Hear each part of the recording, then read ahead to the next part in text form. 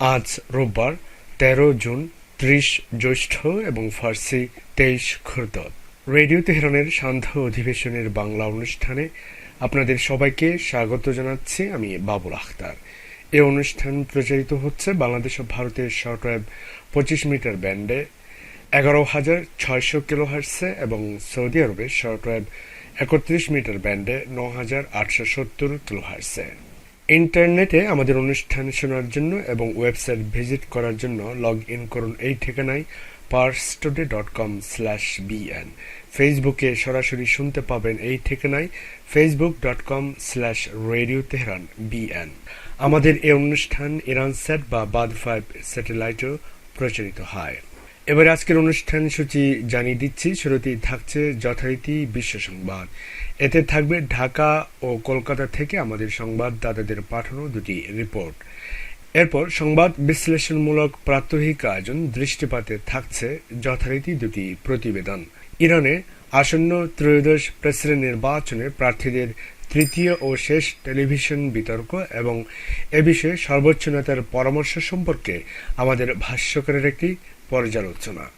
এছাড়া বাংলাদেশে শিক্ষার্থীদের ১ বছর পরীক্ষা না দিলে এমন কোনো বিরাট ক্ষতি হয়ে যাবে না বলে শিক্ষামন্ত্রী ডাক্তার দীপু মনি যে মন্তব্য করেছেন সে সম্পর্কে বিশেষজ্ঞ প্রতিক্রিয়া সহ প্রতিবেদন করেছেন ঢাকা থেকে আমাদের বিশেষ প্রতিনিধি আব্দুর রহমান খান। দৃষ্টিপাতের পর থাকবে আল্লাহর পবিত্র নামের তাৎপর্য এবং শিক্ষা শীর্ষক ধারাবাহিক আলোচনা আসমাউল হুসনা। নিয়মিত পরিবেশনা কথাবার্তার পর প্রান্তিক আয়োজন রয়েছে আদর্শ মানুষ গড়ার কৌশল শীর্ষক সাপ্তাহিক আলোচনা। সবশেষে সংক্ষিপ্ত সংবাদ। তবে সবকিছুর আগে সর্বশেষ বিশ্ব সংবাদ।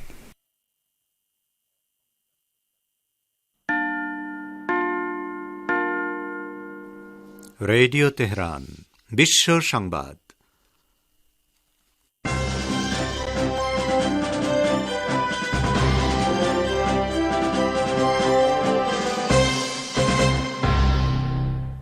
সংবাদ শিরোনাম। তেহরানের উপর আরোপিত সব নিষেধাজ্ঞা একসঙ্গে তুলে নেওয়ার জন্য আমেরিকার প্রতি আহ্বান জানিয়েছেন ইরানের উপ পররাষ্ট্রমন্ত্রী আব্বাস আরাকচি। সিরিয়ার আলেপ্পো প্রদেশের একটি হাসপাতালে ক্ষেপণাস্ত্র হামলায় ১৮ জন নিহত। উগ্র তাকফিরি সন্ত্রাসীদেরকে প্রশিক্ষণ দিচ্ছে মার্কিন সেনারা। বাংলাদেশে করোনা ভাইরাসে আক্রান্ত রোগী ও মৃত্যুর সংখ্যা বেড়েছে। দেশের ৪৫টি জেলা উচ্চ ঝুঁকিতে রয়েছে বলে জানিয়েছেন বিশেষজ্ঞরা। এবং ভারতের কংগ্রেস নেতা দিগ্বিজয় সিং বলেছেন, কংগ্রেস কেন্দ্রে ক্ষমতায় এলে জম্মু কাশ্মীর থেকে ৩৭০ ধারা বিলোপের সিদ্ধান্ত পুনর্বিবেচনা করে দেখা হবে।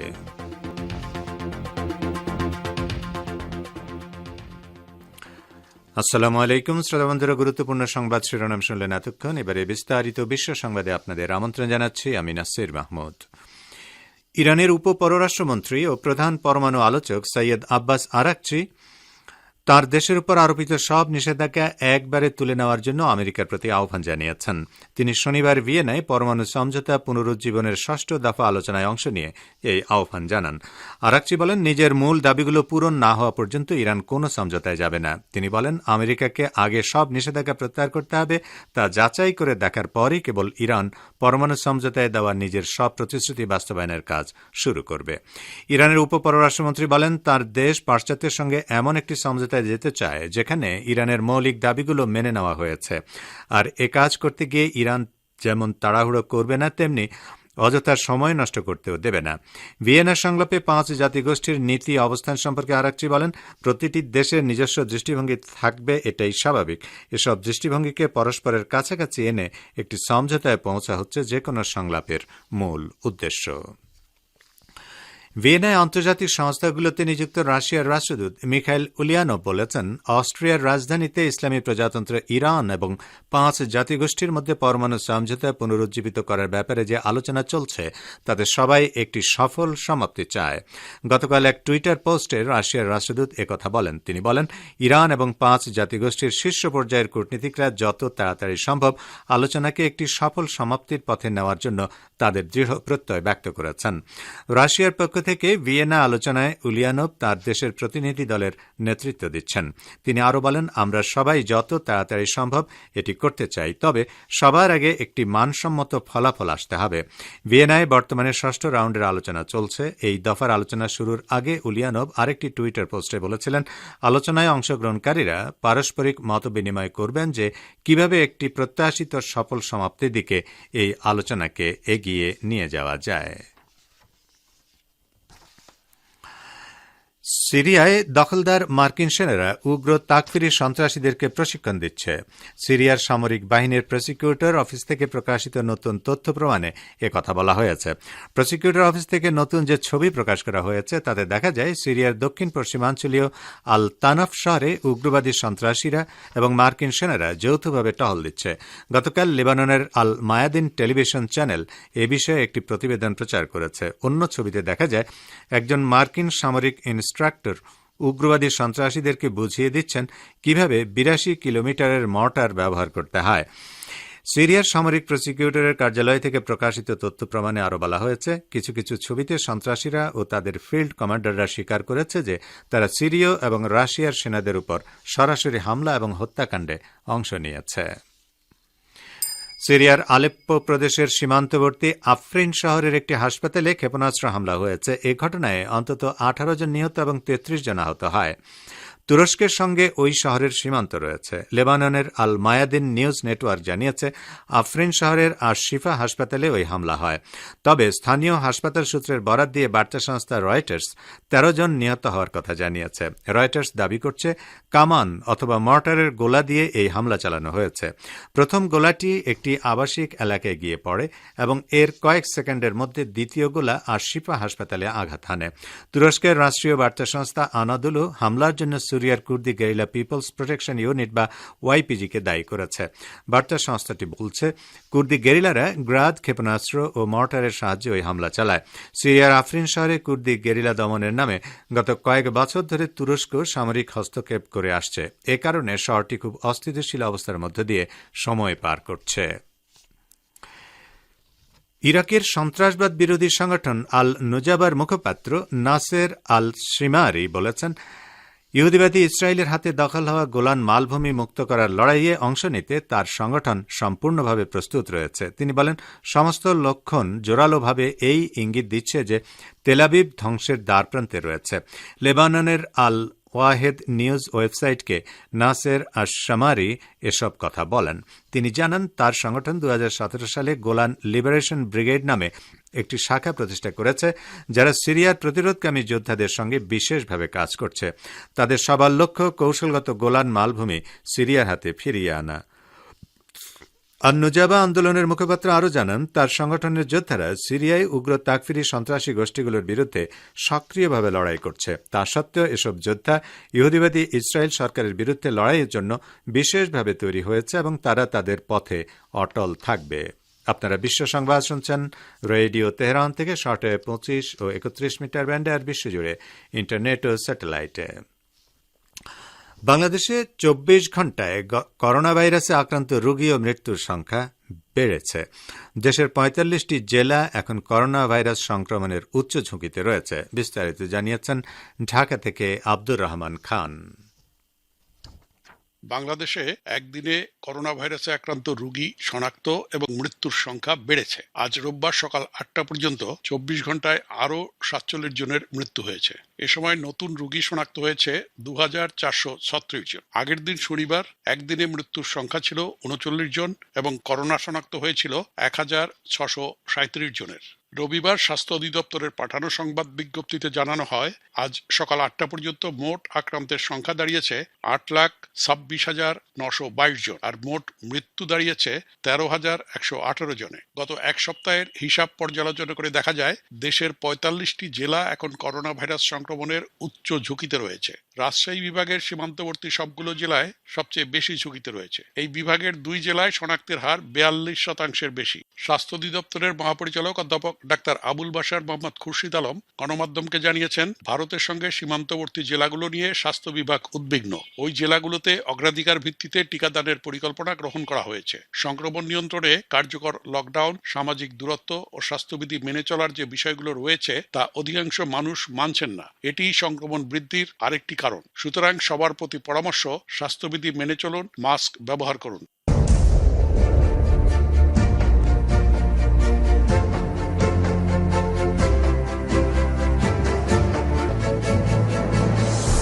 রেডিও তেহরান, খবরের সঙ্গে 24 ঘন্টা। ভিজিট করুন আমাদের ওয়েব পেজ farstoday.com/bn।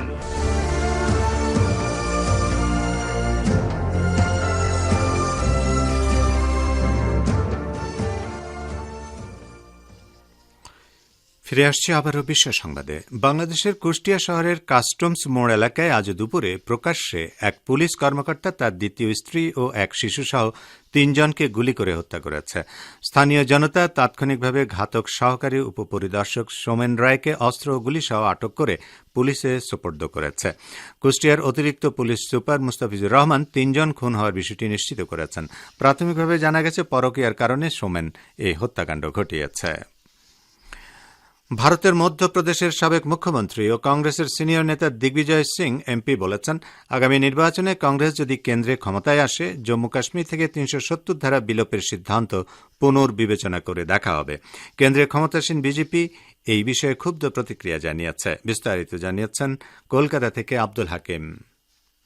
ভারতের মধ্যপ্রদেশের সাবেক মুখ্যমন্ত্রী ও কংগ্রেসের সিনিয়র নেতা দিগ্বিজয় সিং এমপি বলেছেন, আগামী নির্বাচনে কংগ্রেস যদি কেন্দ্রে ক্ষমতায় আসে, জম্মু কাশ্মীর থেকে 370 ধারা বিলোপের সিদ্ধান্ত পুনর্বিবেচনা করে দেখা হবে। তার ওই মন্তব্য প্রসঙ্গে বিজেপি বলেছে, এটাই তো পাকিস্তান চায়। দিগ্বিজয় সিং তার সাফাইতে বলেছেন, অহেতুক তার মন্তব্য নিয়ে বিতর্ক সৃষ্টি করা হচ্ছে। তিনি বলেন, কিছু করে দেখানো এবং ভাবনা চিন্তা করার মধ্যে পার্থক্য রয়েছে। যেভাবে 370 ধারা বিলোপ করা হয়, শুরুতেই সংসদে তার বিরোধিতা করে কংগ্রেস, কারণ এই নিয়ে উপত্যকার মানুষের মতামত নেওয়াকে ধর্তব্যের মধ্যেই আনা হয়নি। এদিকে আজ রোববার কেন্দ্রীয় আইনমন্ত্রী রবিশঙ্কর প্রসাদ 370 ধারা ইস্যুতে কংগ্রেস নেতৃত্বের কাছে তাদের অবস্থান স্পষ্ট করতে বলেছেন। কংগ্রেস দিগ্বিজয় সিং এর মতো 370 ধারা পুনর্বহাল করতে চায় কিনা সেই প্রশ্নও করেছেন কেন্দ্রীয় আইনমন্ত্রী। অন্যদিকে দিগ্বিজয় সিং এর মন্তব্যকে স্বাগত জানিয়েছেন জম্মু কাশ্মীরের সাবেক মুখ্যমন্ত্রী ও ন্যাশনাল কনফারেন্সের প্রধান ডাক্তার ফারুক আবদুল্লাহ। তিনি বলেন, 370 ধারা নিয়ে মুখ খোলার জন্য ওকে ধন্যবাদ। বিজেপিরও বিষয়টি ভেবে দেখা উচিত। অটল বিহারী বাজপেয়ী কাশ্মীরকে মানবিকতা, গণতন্ত্রের প্রতিশ্রুতি দিয়েছিলেন। 2019 সালে যা হয়েছে তা গণতন্ত্রের মধ্যে পড়ে না। আমরা পাকিস্তানি নই, ভারতীয়। ভারতের একটি দল আমরা, আমাদের পাকিস্তানি বলবেন না। ভারতের কেন্দ্রীয় বিজেপি সরকার 2019 সালের আগস্টে জম্মু কাশ্মীরের বাসিন্দাদের জন্য বিশেষ সুবিধা সম্বলিত 370 ধারা প্রত্যাহার করে নিয়েছে। ওই ইস্যুতে সেখানকার মানুষজনের মধ্যে তীব্র অসন্তোষ রয়েছে। বলছিলেন কলকাতা থেকে আমাদের সংবাদদাতা। অধিকৃত জেরুজালেম আল-কুদস শহরে ইহুদিবাদী ইসরায়েলি সেনারা গুলি করে একজন ফিলিস্তিনি নারীকে নির্মমভাবে হত্যা করেছে। প্রত্যক্ষদর্শীদের বরাত দিয়ে ইরানের বার্তা সংস্থা ইরনা জানিয়েছে, ইসরায়েলি সেনারা শনিবার জেরুজালেম আল-কুদস শহরের উত্তর অংশে কালান্দিয়া এলাকার প্রবেশপথে 28 বছর বয়সী ফিলিস্তিনি নারী ইফতিসাম কাবানেকে লক্ষ্য করে নির্বিচারে গুলি চালায়। এতে তিনি মারাত্মক আহত হয়ে মাটিতে লুটিয়ে পড়েন। এ সময় তাঁর শরীর থেকে প্রচণ্ড রক্তক্ষরণ হলেও তাকে হাসপাতালে নিয়ে যেতে মেডিকেল টিমগুলোকে অনুমতি দেয়নি ইসরায়েলি সেনারা। ফলে অসংখ্য মানুষের চোখের সামনে ইসরায়েলি সেনাদের গুলিবর্ষণের ফলে অতিরিক্ত রক্তক্ষরণের কারণে ওই ফিলিস্তিনি নারী শহীদ হয়ে যান। ইসরায়েলি সেনারা দাবি করেছে, ওই নারী একটি চাকু বহন করার কারণে তাকে লক্ষ্য করে গুলি চালানো হয়েছে। ইহুদিবাদীরা ফিলিস্তিনি জনগণকে হত্যা করার পর সবসময় এ ধরনের হাস্যকর অজুহাত তুলে ধরছে। ফিলিস্তিনের ইসলামী প্রতিরোধ আন্দোলন হামাস বলেছে, ইহুদিবাদী ইসরায়েলের সঙ্গে সুর মিলিয়ে সংযুক্ত আরব আমিরাতের পররাষ্ট্রমন্ত্রী শেখ আবদুল্লাহ বিন জায়েদ আল নাহিয়ান হামাস ও লেবাননের হিজবুল্লাহ বিরোধী প্রচারণায় নেমেছেন। হামাসের অন্যতম মুখপাত্র হাজেম কাসেম আজ এক টুইটার পোস্টে একথা বলেন। তিনি বলেন, পশ্চিমা দেশগুলোকে বিন জায়েদ হামাস ও হিজবুল্লাহকে সন্ত্রাসী সংগঠন হিসেবে কালো তালিকাভুক্ত করার জন্য যে উস্কানি দিয়েছেন তা আরব চেতনা ও সমস্ত জাতীয়তাবাদী ধারণার সঙ্গে সাংঘর্ষিক। এছাড়া ফিলিস্তিনি প্রতিরোধ আন্দোলনগুলোকে সুরক্ষা দেওয়ার যে নীতি আরব দেশগুলোর ছিল তারও পরিপন্থী। আমেরিকান জিউস কমিটি গত সোমবার আরব আমিরাতের রাজধানী আবুধাবিতে একটি কার্যালয় খুলেছে। এর উদ্বোধনকে স্বাগত জানিয়ে আমিরাতের পররাষ্ট্রমন্ত্রী বক্তব্য রাখেন। সেখানে তিনি হামাস, হিজবুল্লাহ ও মিশরের ইখওয়ানুল মুসলিমিনের ব্যাপারে বিদ্রুপ করে বলেন, এই তিনটি সংগঠনের রাজনৈতিক ও সামরিক শাখাকে আলাদা করে দেখা ঠিক হবে না। ইহুদিবাদী ইসরায়েলের বিদায়ী প্রধানমন্ত্রী বেনিয়ামিন নেতানিয়াহু ক্ষমতা ত্যাগ করার পর দুর্নীতির অভিযোগে তার 10 বছরের কারাদণ্ড হতে পারে। ইসরায়েলের ডেমোক্রেসি রিসার্চ সেন্টারের সংবিধান বিষয়ক আইনজীবী আমির ফুক্স একথা জানিয়েছেন। তিনি শনিবার তেল আবিবে বলেন, দুর্নীতি, তহবিল তসরুপ ও প্রতারণার অভিযোগে 2020 সালের মে মাস থেকে আদালতে নেতানিয়াহুর বিচার চলছে। প্রধানমন্ত্রীর দায়িত্বে থাকার কারণে এতদিন আইনি দায় মুক্তি থাকায় তাকে আটক করা যাচ্ছিল না, কিন্তু ক্ষমতা চলে যাওয়ার পর তার শাস্তি ভোগ অবধারিত হয়ে যাবে। ফোক্স আরও বলেন, গত 2 বছর ধরে এই প্রশ্ন সামনে ছিল যে নেতানিয়াহু নিজেকে বিচারের ঊর্ধ্বে রাখার জন্য কি সংবিধান সংশোধন করবেন, কিন্তু এতদিন তিনি তা করেননি এবং শিগগিরই ক্ষমতা চলে যাওয়ার পর তিনি আইনি দায় মুক্তি হারাবেন। তো শ্রোতাবন্ধুরা, আমাদের নিউজ ডেস্কে এই ছিল এখনকার মতো সর্বশেষ বিশ্ব সংবাদ। সঙ্গে থাকার জন্য আপনাদের অনেক অনেক ধন্যবাদ।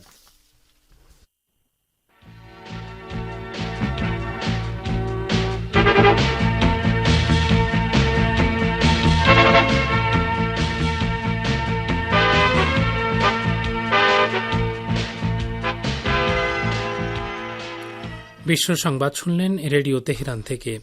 অনুষ্ঠানের এ পর্যায়ে আপনাদের সঙ্গে যোগ দিচ্ছি আমি আশরাফুর রহমান। এই অনুষ্ঠান প্রচারিত হচ্ছে বাংলাদেশ ও ভারতে শর্টে 25 মিটার ব্যান্ডে 11,600 কিলোহার্টসে এবং সৌদি আরবে 31 মিটার ব্যান্ডে 9,870 কিলোহার্টসে। শ্রোতাবন্ধুরা, এবারে আমন্ত্রণ জানাচ্ছি সংবাদ ভাষ্যের অনুষ্ঠান দৃষ্টিপাতে। ইরানের আসন্ন ত্রয়োদশ প্রেসিডেন্ট নির্বাচনের প্রার্থীরা গতকাল তৃতীয় ও শেষ টেলিভিশন বিতর্কে অংশগ্রহণ করে নিজেদের চূড়ান্ত নির্বাচনী প্রতিশ্রুতি সম্পর্কে জনগণকে অবহিত করেছেন। এই বিতর্কে তারা নিজেদের লক্ষ্য, উদ্দেশ্য ও কর্মসূচির বিভিন্ন দিক তুলে ধরেন। এর সম্পর্কে এখন রয়েছে আমাদের ভাষ্যকারের একটি পর্যালোচনা। পরিবেশন করছেন রেজওয়ান হোসেন। ইরানের আসন্ন ত্রয়োদশ প্রেসিডেন্ট নির্বাচনের প্রার্থীরা শনিবার তৃতীয় ও শেষ টেলিভিশন বিতর্কে অংশগ্রহণ করে নিজের চূড়ান্ত নির্বাচনী প্রতিশ্রুতি সম্পর্কে জনগণকে অবহিত করেছেন। এই টেলিভিশন বিতর্কে 7 জন প্রার্থী বর্তমান সময়ে ইরানের জনগণের সবচাইতে বড় বড় সংকট নিরসনে তাদের কর্মপন্থা তুলে ধরেছেন। এই বিতর্কে তারা অর্থনৈতিক সংকটসহ সামাজিক বিভিন্ন সমস্যা ও পররাষ্ট্র ক্ষেত্রে তাদের অবস্থান তুলে ধরেছেন। প্রার্থীরা বিভিন্ন প্রশ্নের উত্তর দিয়েছেন এবং প্রশ্নগুলোকে এমনভাবে সাজানো হয়েছে যে তার উপর ভিত্তি করে প্রার্থীরা তাদের বিভিন্ন কর্মসূচি ব্যাখ্যা করার সুযোগ পেয়েছেন। প্রার্থীরা তরুণ সমাজের সামনে বিরাজমান বিভিন্ন সমস্যার সমাধান, গৃহ সংকট, দ্রব্যমূল্যের ঊর্ধ্বগতি, শেয়ার বাজার নিয়ে বিরাজমান সংকট ও এই নিয়ে মানুষের অসন্তুষ্টি, স্বাস্থ্য ও চিকিৎসা নীতি, পররাষ্ট্রনীতি প্রভৃতি ক্ষেত্রে প্রত্যেক প্রার্থীরা তাদের অবস্থান তুলে ধরেছেন। মোট কথা, এই টেলিভিশন বিতর্কের মাধ্যমে প্রত্যেক প্রার্থী জনগণের সমস্যা এবং সেসব সমস্যা সমাধানের উপায় নিয়ে তাদের কর্মপন্থা তুলে ধরার সুযোগ পেয়েছেন। এছাড়া কোনো কোনো প্রার্থী বর্তমান সরকারের বিভিন্ন কর্মকাণ্ডে তাদের ভুল ত্রুটিগুলো তুলে ধরার কিংবা সমালোচনা করার সুযোগ পেয়েছেন। এ পর্যন্ত 3 দফায় টেলিভিশন বিতর্ক হয়েছে। প্রতিটি বিতর্কে প্রেসিডেন্ট প্রার্থীরা বিভিন্ন ইস্যুতে সরকারের কর্মকাণ্ডের সমালোচনার পাশাপাশি তাদের নিজেদের ভবিষ্যৎ কর্মসূচি কী হবে সেসব তুলে ধরেছেন। ইরানের সর্বোচ্চ নেতা হজরত আয়াতুল্লাহিল উজমা খামেনি সম্প্রতি তার এক বাণীতে প্রার্থীদেরকে উপদেশ দিয়ে বলেছেন, যেসব প্রতিশ্রুতি বাস্তবায়নে তারা নিশ্চিত নয় সেসব নিয়ে তারা যেন অযথা প্রতিশ্রুতি দেয়া থেকে বিরত থাকে। এছাড়া যুক্তরাষ্ট্র এবং ইউরোপের বিভিন্ন দেশে নির্বাচনের সময় প্রার্থীরা যেমন একে অপরকে অপমানজনক ও আক্রমণাত্মক ভাষায় কথা বলেন, ইরানের প্রার্থীদেরকে সেসব আচরণ থেকে বিরত থাকার পরামর্শ দেন তিনি। ইরানের সর্বোচ্চ নেতা আরও বলেছেন, অতীতের প্রেসিডেন্ট নির্বাচনে যেসব বিতর্ক হয়েছিল তাতেও পরস্পরের চরিত্রহনন ও অপবাদ দেওয়ার কারণে দেশের মর্যাদা ক্ষুণ্ণ হয়েছে। যাই হোক, জীবনযাপনের মানোন্নয়ন, অর্থনৈতিক সংকট সমাধান, বৈষম্য দূরীকরণ ও দুর্নীতি উৎখাত করা বর্তমানে জনগণের প্রধান দাবি।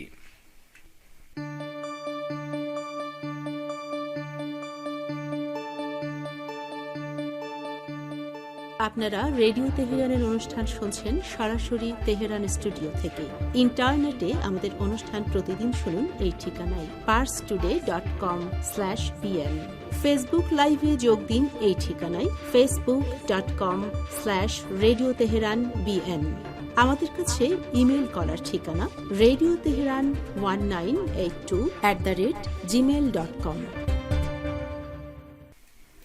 দৃষ্টিপাতের এবারে নজর দিচ্ছি বাংলাদেশের দিকে। বাংলাদেশের শিক্ষামন্ত্রী ডাক্তার দীপু মনি বলেছেন, 1 বছর পরীক্ষা না দিলে শিক্ষার্থীদের বিরাট ক্ষতি হবে না। দীপু মনির ওই বক্তব্যের সমালোচনা করেছেন সাবেক শিক্ষা প্রতিমন্ত্রী এহসানুল হক মিলন। এ সম্পর্কে এখন রয়েছে ঢাকা থেকে আমাদের বিশেষ প্রতিনিধি আব্দুর রহমান খানের প্রতিবেদন। শিক্ষার্থীদের 1 বছর পরীক্ষা না দিলে এমন কোনো বিরাট ক্ষতি হয়ে যাবে না বলে মন্তব্য করেছেন শিক্ষামন্ত্রী ডাক্তার দীপু মনি। আজ রোববার দুপুরে জাতীয় প্রেস ক্লাবে আয়োজিত এক অনুষ্ঠান শেষে সাংবাদিকদের প্রশ্নের উত্তরে দীপু মনি বলেছেন, শিক্ষার্থীদের সুস্থতা এবং জীবন আমাদের কাছে খুবই গুরুত্বপূর্ণ। বিশ্ববিদ্যালয় ভর্তির ব্যাপারে কি করা যায় আমরা সেগুলো নিয়েও ভাবছি। এক তাৎক্ষণিক প্রতিক্রিয়ায় সাবেক শিক্ষা প্রতিমন্ত্রী এহসানুল হক মিলন পাল্টা প্রশ্ন করেন, তাহলে কি আমি তার পাল্টা বলতে পারি যে এই শিক্ষা মন্ত্রণালয়ের মন্ত্রীদেরও 1 বছরের জন্য থাকার প্রয়োজন নেই? আপনি দেখুন সারা বিশ্বে কোন দেশে শিক্ষা ব্যবস্থা করোনাকালীন বন্ধ ছিল কিনা, শিফটিং করে নেওয়া হয়েছে। ইউনাইটেড স্টেটসে 3 দিন করে অল্টারনেট ডেতে শিশুদেরকে এবং হাই স্কুলে লেখাপড়া শেখানো হচ্ছে। আর গ্রাজুয়েট প্রোগ্রামগুলো তো হচ্ছেই, সেখানে সুন্দরভাবে অনলাইন এডুকেশন হচ্ছে। গতকালকে শুনলাম ইসি বলেছেন করোনার চেয়ে নির্বাচন অতীব জরুরি, শিক্ষা জরুরি নয়। যদি নির্বাচনই করা সম্ভব হয়, ফ্যাক্টরি, মিল, গাড়ি ঘোড়া সবকিছু চালানো সম্ভব হয়, ব্যবসা বাণিজ্য, বিদেশ ভ্রমণ সবকিছু সম্ভব হলে শুধু শিক্ষাই সম্ভব হবে না, সম্ভব হবে শুধু করোনাকালীন সময়ে নির্বাচন। এই জাতি যেন অকালি ঝরে পড়ে সেই জন্য বর্তমান সরকার রাজনীতিকে প্রাধান্য দিয়ে, নির্বাচনকে প্রাধান্য দিয়ে শিক্ষাকে গুরুত্বহীন করে দিয়েছে। অপরদিকে অটো পাস দিয়ে আরো ধ্বংস করা প্রায় তারা করছে এদেশের শিক্ষা ব্যবস্থাকে। এদিকে শিক্ষামন্ত্রী দীপমণি আজ এসএসসি ও এইচএসসি পরীক্ষার্থীদের উদ্দেশ্যে বলেছেন, আপনারা বিভ্রান্ত হবেন না, ভুল পথে যাবেন না। নিজেরা নিজেদের বাড়িতে সুস্থ থাকার চেষ্টা করুন, মানসিকভাবে সুস্থ থাকার জন্য কাজ করুন, কোনো খারাপ কিছুতে নিজেদের জড়িয়ে ফেলবেন না। পরীক্ষা দিতে হবে কিনা সেটা পরের কথা, আমরা চাই আমাদের সন্তানরা সুস্থ থাকুক। পরীক্ষা 1 বছর না দিলে জীবনে এমন কোনো বিরাট ক্ষতি হয়ে যাবে না। ডাক্তার দীপুমণি আরো বলেন, আপনারা জানেন 13 জুন থেকে দেশের শিক্ষা প্রতিষ্ঠান খুলে দেওয়ার চিন্তা আমাদের ছিল, সে বিষয়ে প্রস্তুতিও ছিল, কিন্তু এরই মধ্যে দেশের 20টি জেলা ঝুঁকিপূর্ণ হয়ে গেছে। প্রায় 10টি জেলার বিভিন্ন জায়গায় লকডাউন চলছে। এখন নতুন করে যে ভেরিয়েন্টগুলো পাওয়া যাচ্ছে সেগুলো অনেক বেশি ঝুঁকিপূর্ণ। এই পরিস্থিতিতে আমরা বাধ্য হয়েছি শিক্ষা প্রতিষ্ঠানের ছুটি 30 জুন পর্যন্ত বৃদ্ধি করতে। এরপরও পরিস্থিতি কোন দিকে যায় সেটার উপরে নজর রেখে আমাদের পরবর্তী সিদ্ধান্ত